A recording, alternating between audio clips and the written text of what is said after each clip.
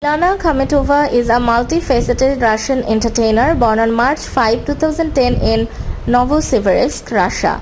At just 15 years old, she has established herself as a prominent figure in social media, music and acting.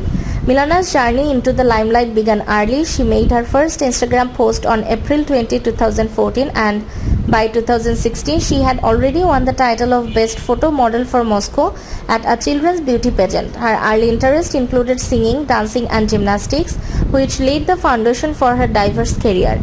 Expanding her talents into music, Milana has released several pop songs including Umka, LP and Kupi Pioska, which have resonated with audiences for their catchy melodies and relatable lyrics.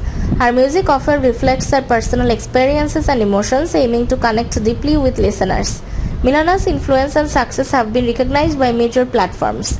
In 2023, she was featured in Forbes Russia's 30 Under 30 list in the New Media category, making her the youngest nominee that year. While Milana shares aspects of her professional life with the public, she maintains a level of privacy regarding her personal life. She also participated in modeling projects for brands like Pelican Kids, Vera Shasharina, and Gloria Jeans.